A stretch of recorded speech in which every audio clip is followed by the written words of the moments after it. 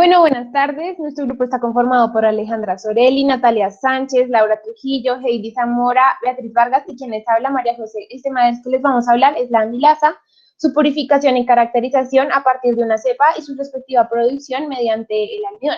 Para ello es fundamental saber qué es una enzima. Bueno, una enzima son las proteínas formadas por las células de diversos organismos, específicamente proteínas globulares, es decir, tienen forma esférica. Su principal característica es que son moléculas que van a acelerar la velocidad de reacción del metabolismo en las células que participan. Y esto lo hace disminuyendo la energía que requiere dicha reacción para poder realizar la denominada energía de activación. Toda enzima actúa sobre una molécula en particular y esta es denominada sustrato. Algo muy importante, ya que el sustrato va a ser convertido en un producto, mientras que la enzima no va a sufrir ningún cambio. Hay una zona en la molécula enzimática en la cual el sustrato se va a unir a esta zona de la enzima, donde el sustrato se une y se le conoce como sitio activo. Las enzimas, como ya había dicho, se caracterizan por disminuir la energía mínima para que el sustrato se convierta en producto. Como vemos en la imagen, el sustrato va a necesitar una energía de activación adecuada para convertirse en producto. Esta energía de activación va a disminuir si agregamos la enzima específica para el sustrato con el que estemos trabajando. Y como vemos en la curva morada, la cantidad de energía de activación disminuye drásticamente, donde el sustrato va a poder convertirse en el producto final en menos tiempo y con menos gasto de energía. Bueno, en esta imagen podemos ver cómo ocurre la reacción entre la enzima y el sustrato específico.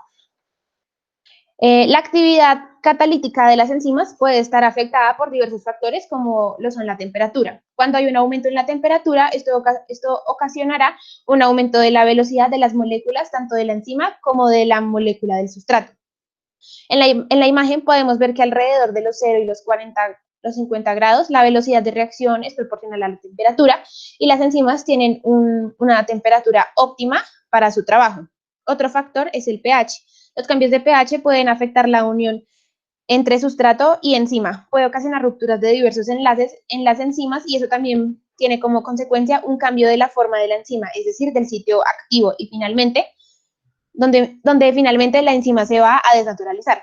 Los valores del pH óptimo van a depender del tipo de enzima que estemos trabajando. Digamos, si es una enzima intracelular, el pH óptimo va a ser alrededor de 7. Para las enzimas digestivas, el pH es ácido alrededor de 1 y 6. Y para las enzimas que se encuentran en la región de la boca, se requiere un pH alcalino. Bueno, la amilasa es secretada por glándulas salivales que hidrolizan las uniones glucídicas internas, el almidón, dando lugar a fragmentos cortos de polisacáridos y olisacáridos. Esta finalmente va a llegar al estómago, donde se ve mezclado con el bulbo alimenticio y el jugo gástrico, inhibiendo la acción de la amilasa. Pero también se secreta en el páncreas y ahí permite que continúe el proceso de degradación. En el almidón es un polisacárido constituido por unidades de glucosa.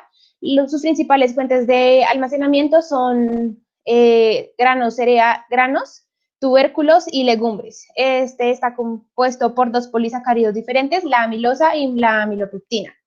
Ambos son cadenas lineales de glucosa, pero la amilosa tiene entre 200 a 500 glucosas unidas entre sí por enlace alfa 1,4, mientras que la amilopectina, que también tiene un enlace alfa 1,4, pero alrededor de cada 15 y 25 unidades va a tener una ramificación de un enlace alfa 1,6.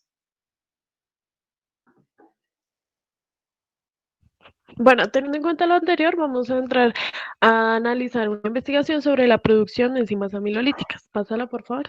Las enzimas amilolíticas son enzimas exógenas que son utilizadas para mejorar el proceso natural de la digestión en los animales, más que todo en los rumiantes.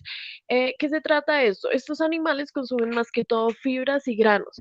Estos tienen gran porcentaje de almidón, el cual es muy complejo de asimilar. Entonces, para su consumo es mejor que obtengan estas enzimas exógenas, ya que pueden acelerar todo este proceso y mejorar la energía y pues que no haya mucho gasto de energía y mejorar su producción. Siguiente, por favor. Entonces, con esto se buscó entender cómo se podía hacer una extracción de esta enzima a partir de la cebada. De la cebada se sacaría el almidón, que sería el sustrato, y a partir de una levadura se tomaría toda la parte de la actividad enzimática. Entonces, se puede obtener de aquí enzimas como la amilasa, glucoamilasa, glucosidasas, entre otras. Pásala, por favor. Entonces, a continuación, la metodología. Para esto, primero se realizó la limpieza, que fue toda la extracción de piedras, flores, etcétera. Después de esto, se hizo el perlado, que era pasar por una licuadora, la imagen que vemos a este costado. También después de esto fue para retirar la cascarilla y obtener el grano integral. Después se hizo toda la parte del aislamiento del almidón, macerando con hidróxido de sodio. Se pasó para remover las proteínas y lípidos que se encontraban como adheridas a los gránulos de almidón. Después de esto se hizo toda la parte del tamizado con agua destilada, se centrifugó y se secó. A continuación se realizó un cultivo. Pásala, por favor. Bueno, hay dos tipos de cultivos a nivel matraz y a nivel reactor. El nivel matraz es utilizado pues para la evaluación de cultivos, se determina cosas como temperatura, pH y análisis de crecimiento. Lo mismo en el nivel reactor, solo que nivel reactor es un sistema más complejo que mantiene un ambiente biológicamente activo, entonces es como más seguro. Entonces, en el nivel matraz, se puso en la mella lo siguiente para el cultivo, la cepa de la levadura pululans, y para su propagación se puso el sustrato que era el almidón y una fuente de nitrógeno como era el cloruro de amonio. De aquí se obtuvieron tres relaciones carbono-nitrógeno. Esto mismo se hizo en el cultivo reactor. Entonces, bueno, después de la fermentación de estos dos cultivos, pásala, por favor. Para la obtención del extracto enzimático se realizó una adecuada fermentación, se cosechó todo el cultivo, se centrifugó y se filtró. Después de esto pasó a la determinación de la actividad enzimática. Se tomaron 10 gramos por litro de almidón soluble en una solución amortiguadora de acetato, 0,1 mililitros de extracto enzimático y se incubó y se centrifugó. A partir de esto se obtuvieron los siguientes datos.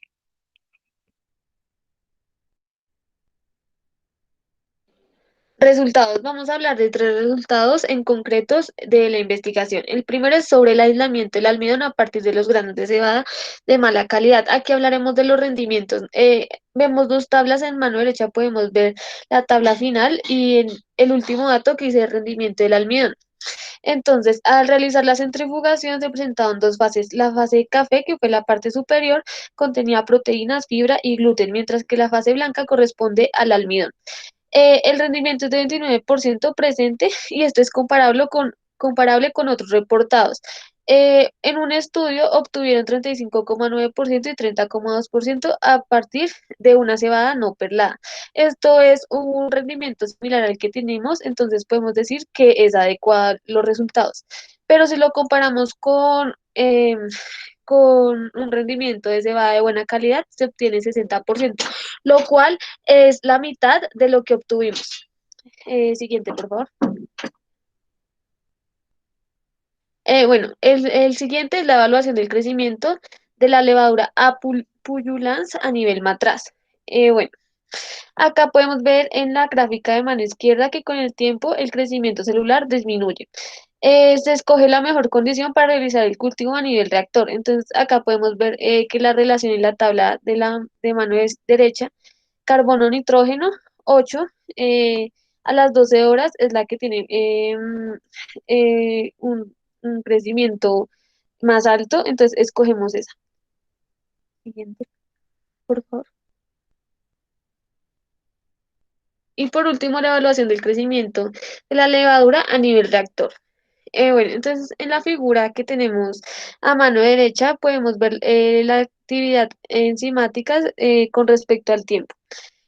Aquí vemos que La producción de beta-glucosidasa tuvo un crecimiento similar al de la levadura apullulans. Y bueno, de esto podemos determinar que esto es un- una extracción adecuada, ya que se tienen rendimientos medianamente altos y que se puede utilizar la cebada de mala calidad como como una materia prima potencial. Bueno, con el tema de la milasa producida por la cepa nativa Bacillus y su caracterización, se busca hablar de la cepa Bacillus BBM1, que es la productora de alfa-amilasas. Esta se purifica con sulfato de amonio en precipitación y si es requerido el peso molecular, se estima por electroforesis. Por otro lado, ya que esta enzima no requiere de calcio para su funcionamiento, es atractiva en aplicaciones industriales como la producción de etanol o para hidrolizar los almidones presentes en los granos y así producir azúcares fermentables. Siguiente, por favor.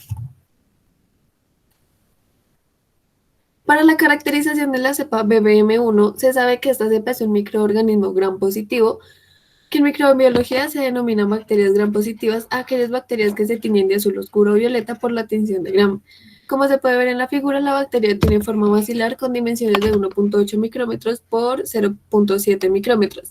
El análisis de la secuencia del gen ribosomal 16S confirma que esta bacteria pertenece al género Bacillus, pero no da claridad sobre la identidad de la bacteria a nivel especie. Así que según el artículo, luego de una búsqueda con el programa BLAST, que es un programa informático de alineamiento de secuencias de tipo local, ya sea ADN o ARN, o de proteínas también, se obtuvieron 51 cepas de Bacillus con el máximo puntaje de 2.488 bits, las cuales fueron 27 Bacillus subtilis, 16 Bacillus sp, 4 Bacillus amyloliquefaciens y 4 Bacillus belecensis.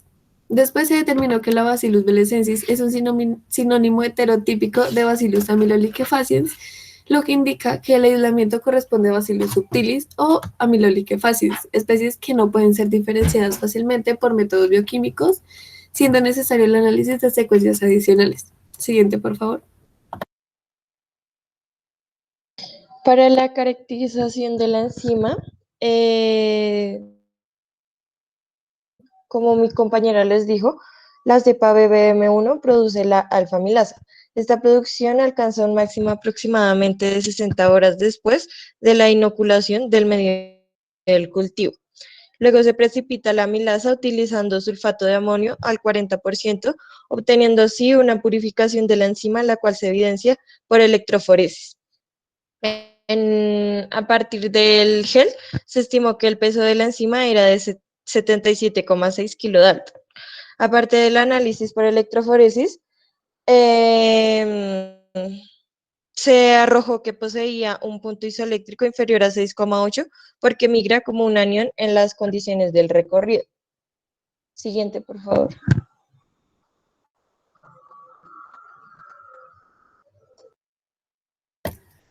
Para la temperatura y rango de pH, para la temperatura y termoestabilidad, la alfa-amilasa BBM1 presenta una actividad significativa entre 30 grados centígrados y 80 grados centígrados, con un máximo a 60 grados centígrados, que también corresponde al máximo de estabilidad, como lo vemos en la figura 3.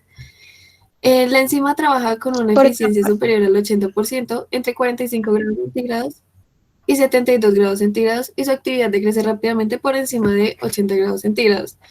La amilasa BBM1 es 100% estable a una incubación por 15 minutos entre 30 grados centígrados y 60 grados centígrados. Sin embargo, a 70 grados centígrados, la actividad residual disminuye en un 85% y se vuelve cero por encima de 80 grados centígrados, como se puede observar en la figura de la parte inferior de la izquierda.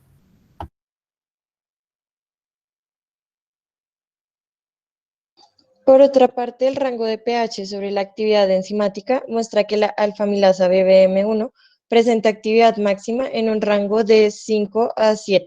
En este caso, el efecto del pH sobre la catálisis refleja de algunos aminoácidos el estado de ionización para que así la reacción catalítica se lleve a cabo.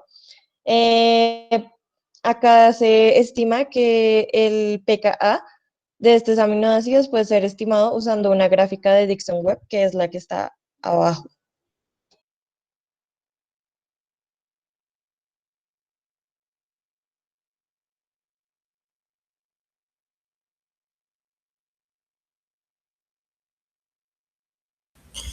Como conclusiones, se tienen que las enzimas son un factor influyente al observar la velocidad de una reacción debido a que éstas disminuyen la energía de activación, ya que son un catalizador muy eficaz en una reacción. Es evidente la actividad enzimática, ya que algunos compuestos sin un catalizador pueden tardar mucho tiempo para que la reacción llegue a los productos. Se concluye que la amilasa acelera la reacción de hidrólisis. La amilasa es uno de los catalizadores más utilizados a nivel industrial por su efectividad respecto al almidón. Por medio de la investigación teórica, se concluye que la cepa de BBM1 produce la alfa-amilasa. Siguiente, por favor. Se concluye que el almidón de cebada fue aprovechado como materia prima para la producción de enzimas glucomilasa, alfa-amilasa, alfa-glucosida, beta-glucosida y mostraron capacidad para hidrolizar almidón de cebada. En conclusión, el Bacillus BBM1 produce amilasa que es activa en un amplio rango de pH y tiene una actividad significativa a pH ácido. La eficacia de las enzimas es relativa con respecto a factores como el pH y la temperatura, debido a que si se conoce la reacción en la cual se desea utilizar el catalizador, es posible analizar las condiciones del compuesto y así saber qué enzima utilizar de acuerdo a las condiciones de temperatura y pH óptimos para que la enzima tenga una eficiencia mayor al 80%.